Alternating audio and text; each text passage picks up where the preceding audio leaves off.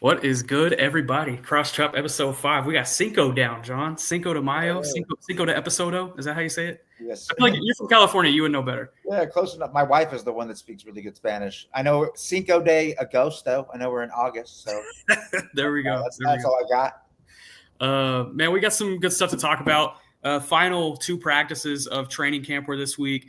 So we're going to talk running backs. We're going to talk roster battles. I think there's probably, give or take, 5, 6, 7 spots up for grabs in this final preseason game before final cuts on Tuesday. We'll have another episode before the cuts on Tuesday, but we are going to preview some of these position battles for sure.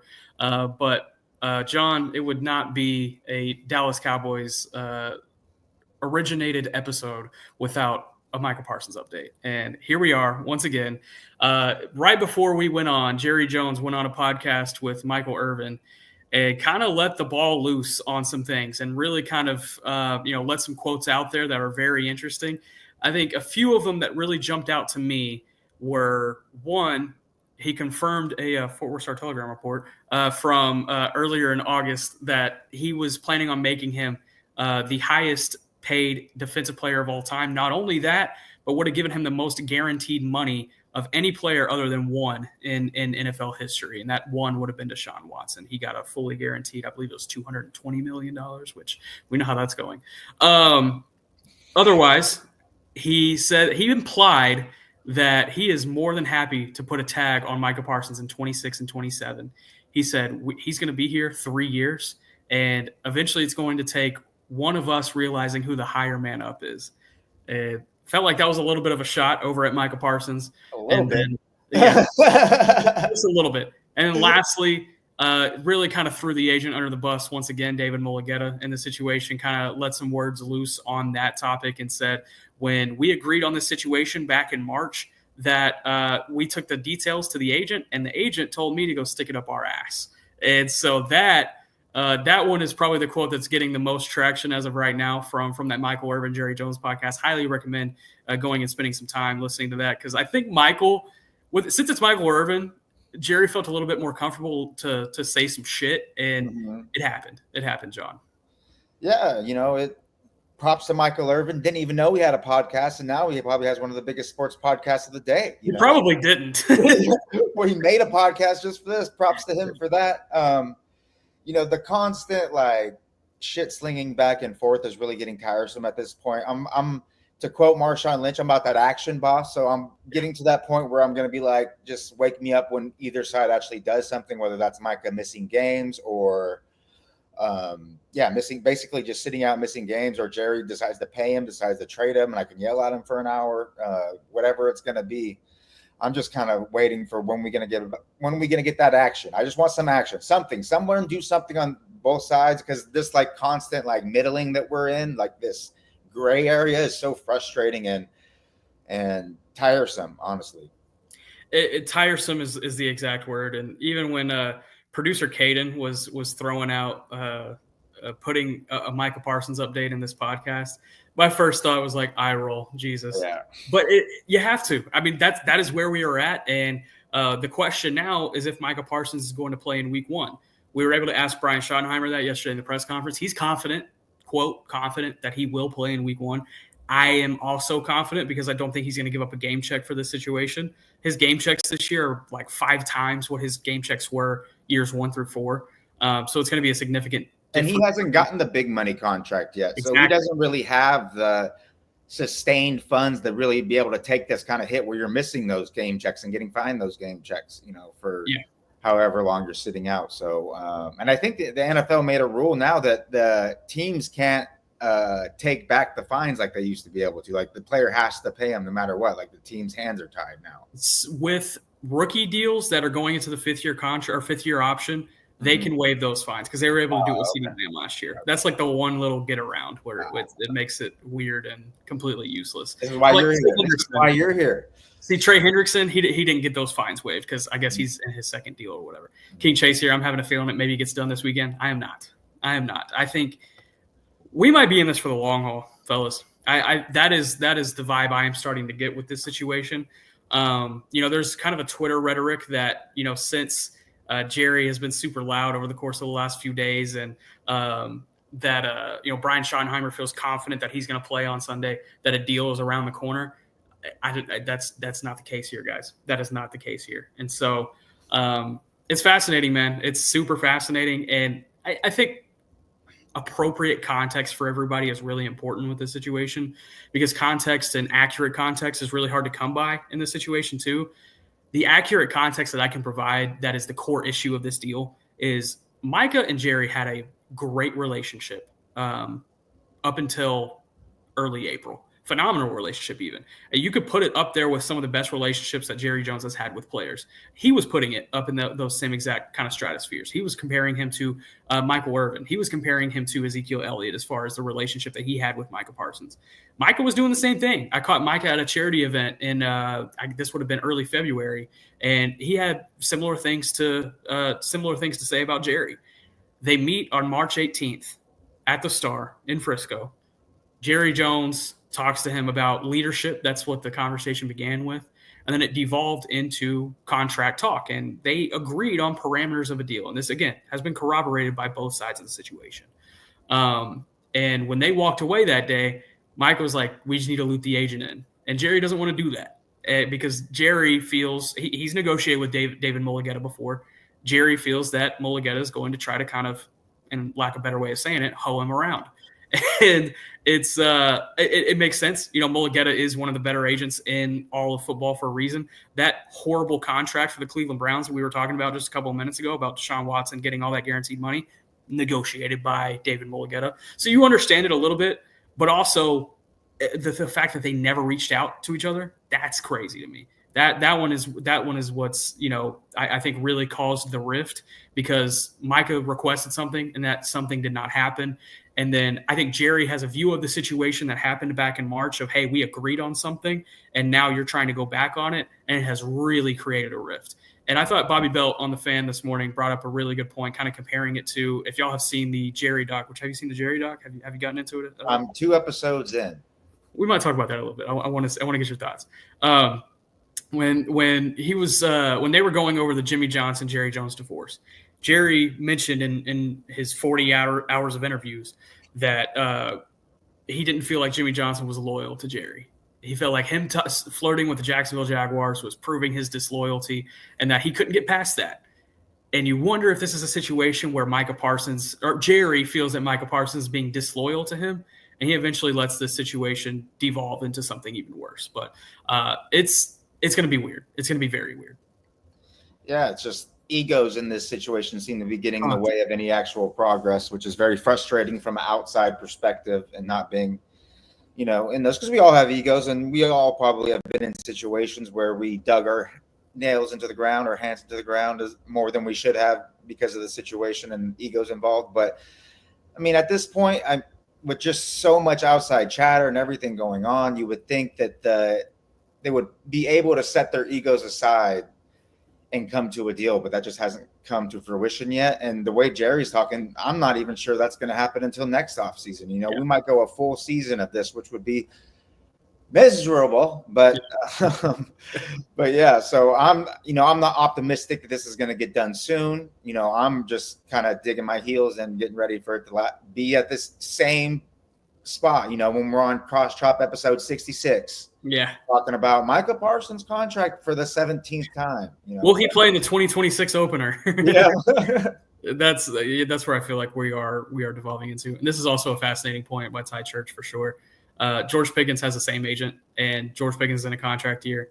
And so if they have to negotiate with Mulligetta, and it has to happen next offseason, shit's just going to get weird, man. Like it's going to get even weirder than it is already. And you hope that the Micah situation is figured out so that George Pickens is not a casualty in this situation.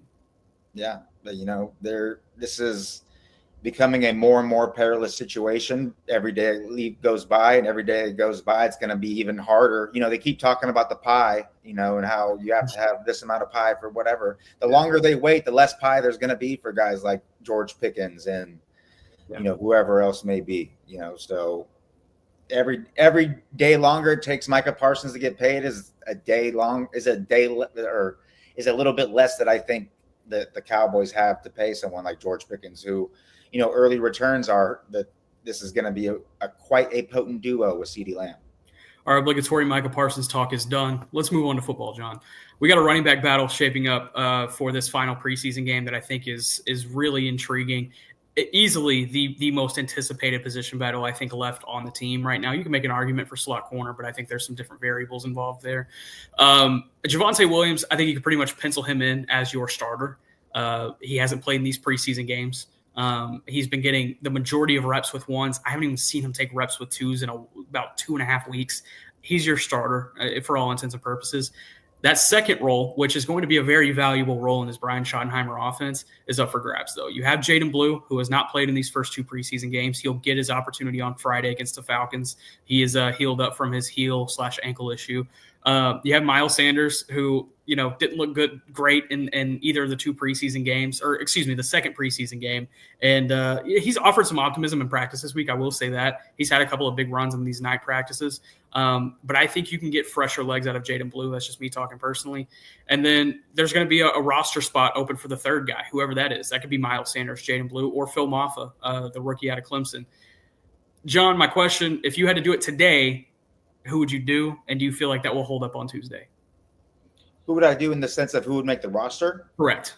Obviously, yeah, I believe Javonte Williams, they've kind of played their hand there. He's gotten all the typical steps that the running back one would take. This are the steps that he's taken. He's not playing in the games. They're keeping him fresh, just like they've done the last almost half decade with their running back ones in the preseason. So it looks like Javonte Williams is going to take that.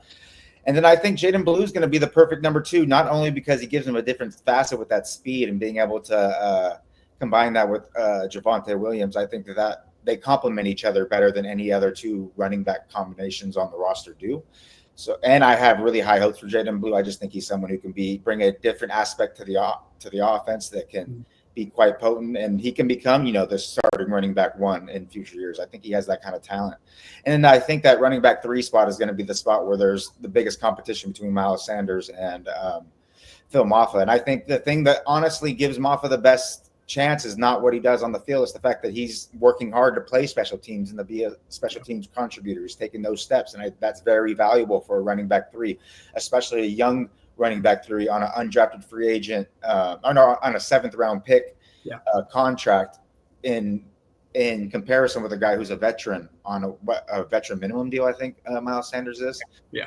So Maffa's cheaper. He plays on special. He's gonna do his best to play on special teams, and he's done well when given the ball and with his opportunities. He hasn't made the same kind of mistakes that Miles Sanders has had with his decision making, his vision, and all of that. I think Maffa has done a very good job at least getting what's blocked for him and sometimes getting a little bit more. So I've been more impressed with him through the second preseason game. And like all the other factors I said, he's cheaper, plays special teams. I think that all indications are that he should be the running back 3 as things stand right now. So you're going Williams, Blue, Maffa, correct? Sir, yes, sir. And I think with Miles Sanders, he's a lot easier to retain on the practice squad than a Maffa would be.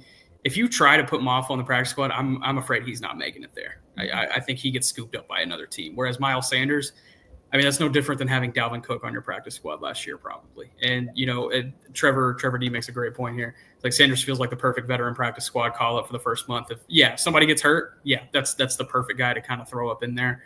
And I think he's at least shown in training camp that he could be there to answer to that call. But I'm with you. I think Jaden Blue is is going to lead this team in rushing this year. That's my prediction. I think that's a good prediction. All right, Mr. Bobbert. Hey, Bobby, if you were in here a little bit earlier, I was actually giving you credit. You shithead. Do we think Nick's undershirt matches his button down too closely? Is it too matchy? I'm going on Fox 4 tonight with Jeff Cole, so shout out to those guys, and so that's why I'm looking a little bit more dapper than usual. Looking pretty. Thanks, man. I appreciate that. Thanks, dog. Let's move on. We got some other position battles that are shaping up too. I want to talk about this cornerback position, and not specifically just slot corner, corner in general. The starting combination of corners going into week 1, I think we've talked about that on previous episodes. I asked Brian Schottenheimer about it in the press conference yesterday. I said, how many starting corner combinations do you have on the table for week 1? And he laughed. He's like, He didn't give me a straight answer, but he definitely started with a laugh. You knew there were a lot, and they're working through options. He also has continued to not shoot down the possibility that Trayvon Diggs is available. Everything I've heard is that he will not be, but I think it's at least something to keep in mind. I bring this topic up once again to say that I think a starting corner combination with Deron Bland on the outside and Deron Bland in the slot are just as likely. I think they feel just as good about guys like Keemon Hall and Zion Childress in the slot as they do about Troy Pride and, trigger warning, Andrew Booth on the outside as well. It's scary, don't get me wrong, especially against the Eagles or the Giants in weeks 1 and 2. Even the Bears and Packers in week 3 and 4, if you have to put a guy to start on IR/designate to return, that's where things get a little dicey. But this cornerback situation is going to be certainly one to track here in the next few days. Yeah, it's going to be very interesting, especially given that we have kind of like 2 separate battles going on for one spot, really, for one starting spot. Because you kind of have on the outside, like you said, Troy Pride and Andrew Booth kind of competing for that potential starting outside cornerback or outside cornerback when they go to nickel spot. And then you have Keemon Hall and Zion Childress kind of competing for that potential opening slot, starting slot position. So it's like an interesting little like 4-way battle for one spot, but it's like 2 different guys competing against each other, and they're not directly competing against the ones on the other side. It's kind of like, what are they going to do with Deron Bland? But I just think it's interesting. I still think that the best combination with the cornerbacks on the roster that you can have is Troy Pride and Kyer Elam on the outside with Deron Bland on the inside in the slot. I think that's the best way to match up with opposing receivers and not get put in a situation where teams can really pick on you. The thing that gives me the most the most reason to believe is I want my less talented players to be farther away from the ball in a sense. That nickel slot cornerback is such an important position because they're going to get targeted so much because those are going to be the closest routes to the quarterback, the easiest routes to complete. Those are the guys that have to be in the run fits. They have a much more rounded impact on the game rather than just basically being pass defenders and kind of defending that outside third. So I think it's much easier to hide an outside cornerback than it would be to hide a slot cornerback. You can use, safeties. You can use different zone coverages combinations. But in the slot, it's going to be kind of difficult to hide someone because no matter where you're going to put him, he's going to be in an area where there are going to be routes developing consistently. Whereas on the outside, it's a little bit more sparse because of how far they are away from the QB. That's a fascinating topic to bring up. You don't feel like outside guys are more on an island. Also, guys in the slot, especially on this team, they have good coverage linebackers on the outsides. I think it's easier to help the outside corners because with capping over the top and the way the outside cornerbacks typically play, you have the sideline as help as well.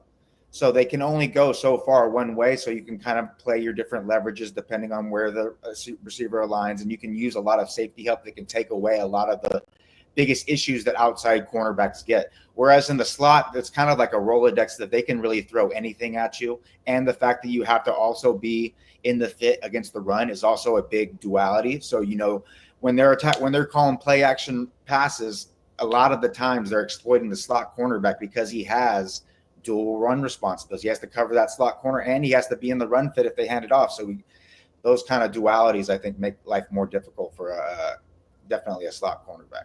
That's fascinating. So you are in the camp of putting a Troy Pride or Andrew Booth on the outside instead? Yes. Yeah. None of them are a great option. No. It's picking. I 100% don't want Keemon Hall in the slot. I just don't think he's good enough in and out of the breaks to prevent separation when he's put in man coverage situations to be effective. I think he's someone who get picked on extremely, and he would limit the kind of coverage Rolodex that you can use on any given play. But yeah, so, and Zion Childress just throwing an undrafted rookie in that situation, I think is just tough because he just doesn't have the experience. He hasn't seen all the route combinations. He hasn't experienced the NFL speed, as much as Andrew Booth or Troy Pride have struggled, at least they have that experience to play off of. So they're not getting surprised by different route combinations or different things that teams are throwing at him or the way different types of receivers release in the NFL compared to college, whereas Zion Childress doesn't really have that experience yet. So those are kind of the factors that just give me a slight leaning that way. This is obviously needs to be part of the conversation is Israel Mukuamu, and I get it. I understand that as well because we've seen him play so much slot during his 4 years here. You know, you think about your dogs are not a fan of Izzy Mukuamu. They're not at all. I hate that for your dogs, but I think Izzy Mukuamu makes the team at least. But I think the thing about Izzy Mukuamu and Ty Church laid it out right here. Izzy has been playing more safety, and we saw it in practice yesterday when the ones and the twos were running. You saw Izzy Mukuamu get rotated in with the safety group, and so that's an interesting one. And part of me wonders if if he is still a part of that slot conversation, or if they've already factored him out and they're trying to figure out a way to keep him on the roster by giving him some safety work and being like, okay, is he better than a Marquise Bell or a Wanye Thomas at this point? That's where things get maybe a little bit interesting. But Izzy has proven to be a good special teams player, so I would think he sticks around on the roster, and there's no way you can't take Izzy Mukuamu if you're taking guys like Troy Pride or Andrew Booth. So Izzy's an interesting one. Izzy is probably the most interesting one as far as 53 cuts go, just because I don't know what he plays, or I don't know what the team thinks he plays. Mm-hmm. I totally agree. I think he's one of those guys he's like a man without a position, really, because we've seen him. He has the traits to be able to be an impact player, but there's always something missing that prevents him from getting the playing time that a lot of fans believe he should get. And we're seeing that playing out again with, I think this is his third defensive coordinator, if I'm not mistaken. Yeah. So there's obviously something that's holding him back from being on the field, despite flashing a lot of really high-end traits with the size. He has all the measurables that you would want. He has a lot of the big splash plays, but there's something holding him back. And until he gets that figured out, he's just going to kind of be this man without a position and someone who really comes on the field only in dime situations. Yeah, that one's going to be pretty fascinating to me. Other position battles that you can look at, this tight end spot. This is one that I think needs to get more conversation. You've seen Jake Ferguson. That's your safe starter. I think Brevin Spanford is your safe tight end too at this point. Granted, he's missed a lot of time with injury, but I think the confidence has been built there. He's safe on the roster with or without a preseason appearance on Friday. Tight end 3 is where things are really up for grabs, I think. You have Luke Schoonmaker, who exited practice a couple days ago, got dinged up, did not practice yesterday. We'll see if he plays tomorrow. Another guy that is really starting to factor into the conversation is Rivaldo Fairweather. In 12 personnel packages with Schoonmaker off the field, it has been Fairweather, not John Stevens, not Princeton Fant, which I would have guessed either of those two guys before Fairweather. But Fairweather has really started to factor into the conversation. Do you have any opinions on this last tight end spot on the roster, John? It's going to be interesting. I could understand why Fairweather is playing for a spot, because he's honestly been one of the players that really burst onto the radar based on his preseason performances. I made the joke here. I didn't know that he even existed really before the first preseason game, and he did that toe tapper touchdown that was so beautiful. So it's interesting. That tight end 3 spot is a lot like the running back 3 spot. A big reason you might make the rosters for things that don't have to do at all with playing tight end. It's doing special team stuff. It's making an impact elsewhere. So it's going to be interesting. I still think that the draft capital used to acquire Luke Schoonmaker is going to make it awfully difficult. Somebody is going to have to obviously have outplayed him, I think, to make the roster, because any ties are going to go to him just because of the money that's tied up into his contract. But, I would not – it would not shock me. It would mildly surprise me if he was beaten out by Fairweather, or maybe John Stevens bursts onto it, or Princeton Fat makes a surprise, something like that. But, I wouldn't be shocked based on how they played through the first 2 preseasons. Schottenheimer mentioned earlier in the week that he's seen some of the 53 projections that are out there. He's like, I think there's going to be some surprises to you guys. And when I went back and looked at the roster, Schoonmaker was the first name that kind of jumped to my eyes. And I'm like, that could make sense. That one could make sense as far as a cut. And all in all, you look at this 2023 draft class, I'm not saying this is likely to happen, but I think there's a reality out there where you get to roster cut down day next Tuesday afternoon, and DeMarvion Overshown is the only one left from that 2023 draft class. You have first-round pick Mozzie Smith, we've talked about him ad nauseum. I think he's playing for a job at this point because he's playing well into the second half of games. Second-round pick in that draft, Luke Schoonmaker, just talked about him. Third round was Overshown. Fourth round was Viliami Fehoko. He's been gone. Fifth round, Awesome Richards, who has completely fallen off a mountain here at training camp and is on life support as far as making the roster. Yeah, second preseason game was rough. Very, very. And then the only one left in those later rounds is Jalen Brooks, who, oddly enough, I feel more confident in him than any of them make the roster because he has that special teams value.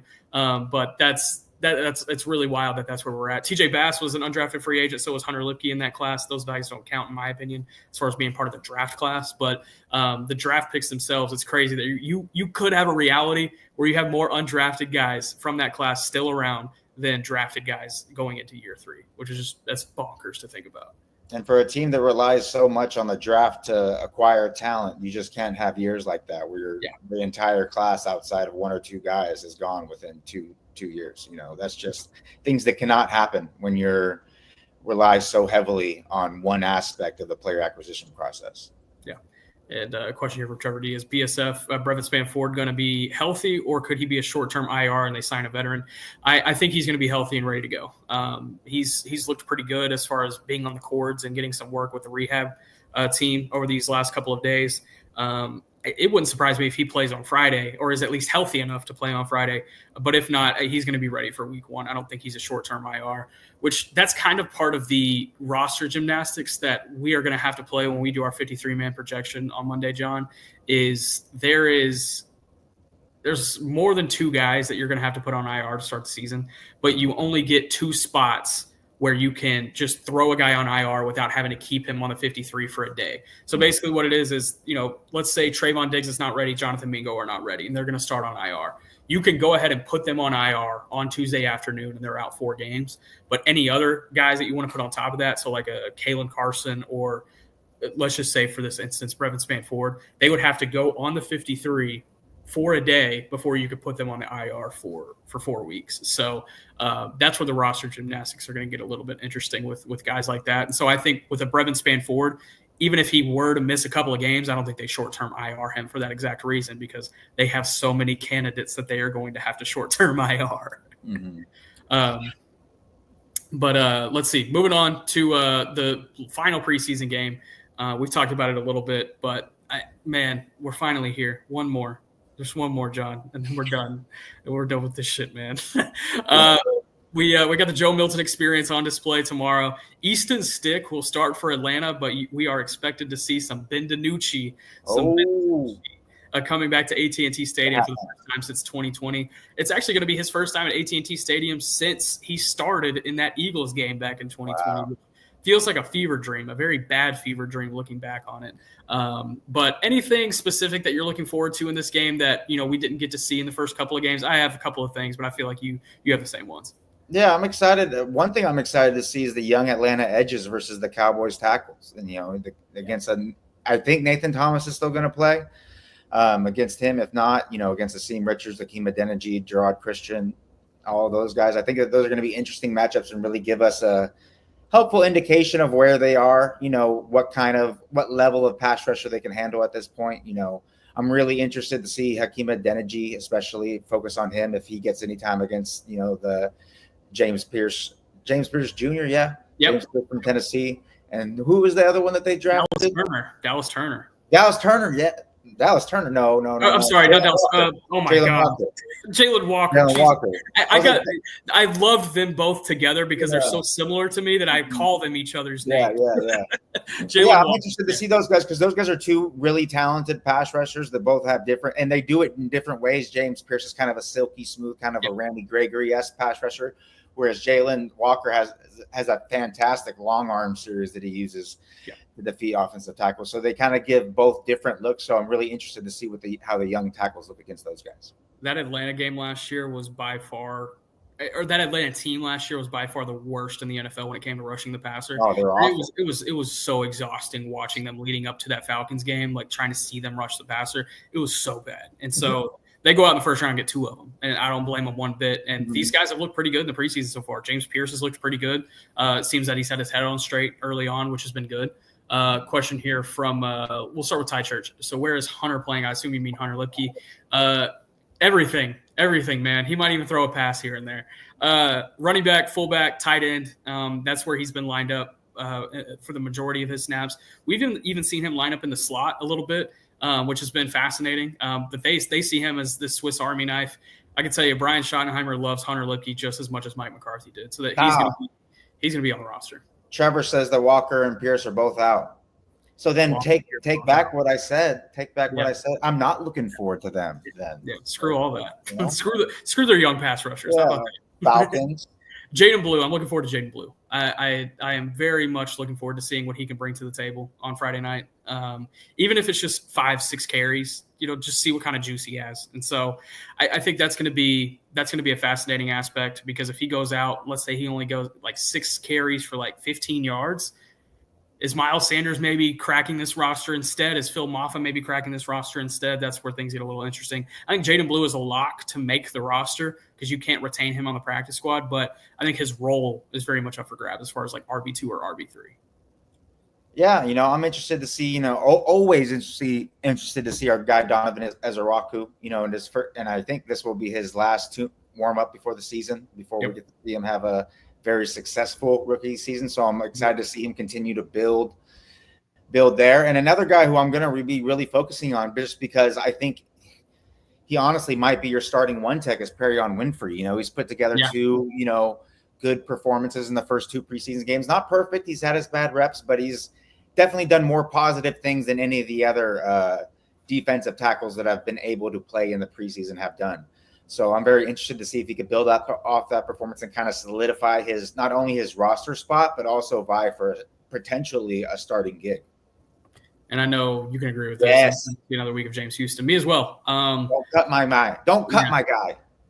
I'm afraid it might happen. I don't want it either. I'm afraid it might happen, though.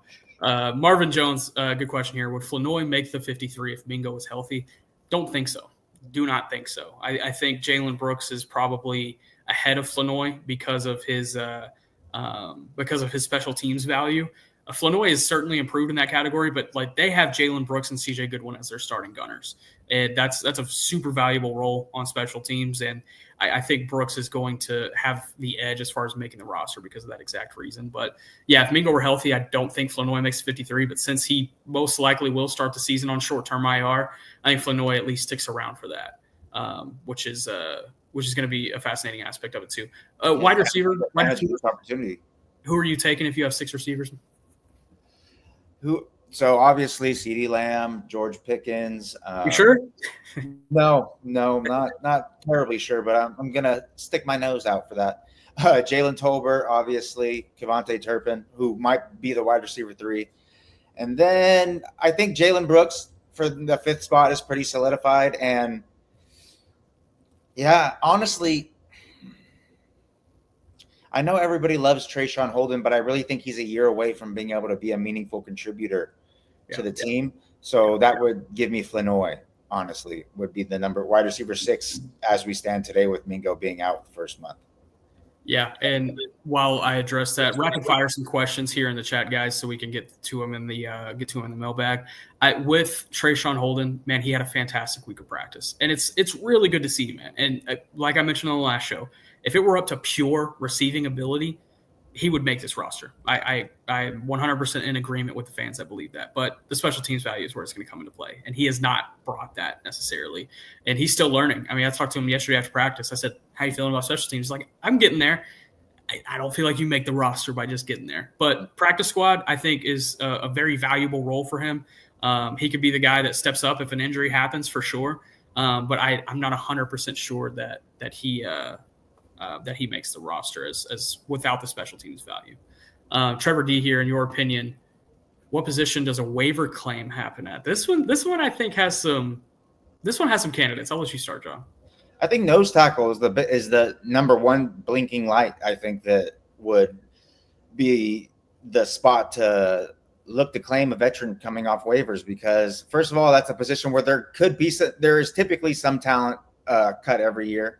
Some decent talent, especially at the nose tackle position, just because you can only have, 2 of them on the roster. So any of these teams that are deeper, that have more depth than that, they're going to have to cut a nose tackle, and you can potentially get that guy like a CJ Okoye from the Baltimore Ravens type of thing. I just think that's the most blinking light. I think people will say sock corner, but I think if they haven't brought in a cornerback, given what's available now, or potentially they're just waiting until post week 1 so that they don't have to guarantee the veteran's contract, I think that's what makes that a little bit more unlikely to be a spot where they grab a waiver claim in specific. Quarterback. Oh yeah. Yep. That's a good one. We talked about Jameis Winston potentially being an option last week. So, and I know you were saying also Kenny Pickett. So definitely could see that, especially if Joe Milton has a third straight performance where he doesn't really show many positives at all. Yeah, and the Chicago Bears just paid Tyson Bagent to be their backup. So Case Keenum is their QB3. Could he potentially either want out or get out by way of claim or trade? I think that one's a fascinating one. Trevor D, maybe they find a trade partner for Tolbert and that gives him a spot. I don't think they trade Tolbert. And I see where the sentiment could originate from. It wouldn't surprise me. I say that because it makes sense, right? He's going into his final year of his rookie deal. His value is relatively high given the season he came off of. What was it, like 600 plus yards? I think you could probably find a trade partner there and get some added depth at defensive tackle or added depth at, wherever at corner if you wanted to. It doesn't sound like that Tolbert has been on the trading block necessarily, but who knows? There's a lot of time between now and Tuesday that it definitely could happen. And when I think back to a couple of trades over the course of the last couple of years, Kelvin Joseph was one that came together super fast for Noah Igbenogany a couple of years back. The one last year with Andrew Booth for Nashawn Wright, that came together super fast. So I don't think it's out of the realm of possibility. Debasement boys, first off, stop yelling. Jeez. I disagree on the Flanoy take, he said. I think he looked better than Brooks and Tolbert, but I get the Brooks take. He does play special teams. I don't think Tolbert would be here if Mingo was healthy. And I get all those takes for sure. And, honestly, with Brooks and Flanoy, I think it's either or. When it comes to receiving ability, I honestly think Flanoy maybe brings a little bit more juice in the receiving game. He has a little bit more cases of the dropsies. I'll say that, but I think Flanoy has been a little bit more consistent there. But the Brooks special teams value, I'm going to continue hammering that. And this team cares about the special teams players, and that's why I think he ultimately ends up above Flanoy. 100%. For these down the road, if a guy's not going to be a starter and he wants to guarantee a spot on the roster, he has to be able to play special teams. And the players that thrive on special teams are the guys that you're going to see make the roster, plain and simple. Is it talent or is it not? I heard David Mulligetta is a Philly. Get these conspiracy theories out of here, these Eddie Bravo tinfoil hat conspiracies out of here. I'll tell you what, man, even if he was a Philly fan, the money that is being talked about in this ordeal, it would make anyone forget everything about their fandom. I'll tell you that right now. That is that's not the holdup, I promise. Let's see. Trevor D. Tolbert for Harrison Phillips would have made a ton of sense for both teams before he went to the New York Jets. It probably would have. Given the issues that the Vikings are having to deal with at the receiver via injury / suspension and things of that nature. How do you feel about Harrison Phillips as a player, by the way? Did you feel like that was a good acquisition? He's a solid interior defensive lineman that plays well against the run. He's not going to give you a ton as a pass rusher, but he's strong. He plays his gap. He plays a little bit better in those schemes, in those like gap and a half schemes, 2-gap schemes where he's playing more square rather than jetting through gaps. So I'm not sure he's the best scheme fit, but he's definitely better than what we got, I think. Marvin Jones, what do you think Jerry's expectation is for the boys regarding the season record? If it's sub 500, do you think Shoddy is gone? No. I think Jerry hope not. Jerry has a much longer leash on Schottenheimer than people anticipate. I mean, this is a guy who, again, you think back to the Mike McCarthy situation from 2 years ago, right after the Green Bay loss. He does not like paying coaches that are not here. And he gave Ryan Schottenheimer a 4-year contract. He's not letting him go after 1 year unless it is a disaster. I mean, it would have to be Urban Meyer level disaster for it to come off in 1 year. Let's see. Debasement boys, not yelling. LOL. I'm just an all cap guy. I respect it. It's going to take some getting used to, but I respect it. I'll tell you what, John. We wanted to make this a quick show anyway, just to make it easy on viewing before going into the final preseason game. But I'm looking forward to getting through the preseason, man. And then when we come back, we're going to get some 53-man. I'm excited for the 53-man roster projection, baby. This is fun stuff. I get to leave CJ Goodwin off for the 4th straight year and have time. I can't wait. Yeah, we are definitely going to do that just for the hell of it. Even though we know he's going to circle back and make it in a couple days. By the way, it's on that same topic. So there are going to have to be a couple of guys that they initially cut and then bring back to the 53 after they do some roster gymnastics. I've heard that CJ Goodwin and Will Greer are the 2 top candidates for that type of situation. So I would keep that in mind. Kind of insight anywhere else, fellas. If you see Goodwin and Greer on the chopping block on Tuesday and then back on the roster on Wednesday, just remember where you heard it first, right here on the Cross Chop Podcast. Yes, sir. John, I appreciate you, man. Anything you're looking forward to in the next couple of days, life-related or anything going on with you? I'm going to San Diego. I'm going to be watching the Falcons game in the beautiful, scenic San Diego. Also wanted to give a shout-out to our under-20 wrestling team. We had 5 gold medals, most in the history of the United States wrestling at under 20s. PJ Duke, Marcus Blaze, Justin Rodemaker. We also had a girl, Everest Leidecker. She won the gold today. So much fantastic stuff going on. So happy to see all that success. The United States is set up well in the future. Cannot wait. I saw something really quick. I saw something where Gable Stevenson is joining the UFC, or he's getting into MMA. What is that? Yeah, he's doing his first MMA fight at a place called LFA. Interesting.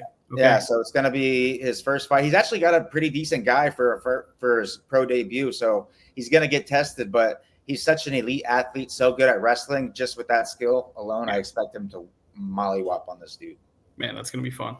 Well, good stuff, John. I appreciate you as always. Caden Gates, he couldn't be here for this, but we appreciate you setting this up, our beautiful producer, Caden Gates. For John, I'm Nick. We'll see you next time. We'll see you after. We're going to get some 53-man projections next week. Everyone have a good one. Stay blessed.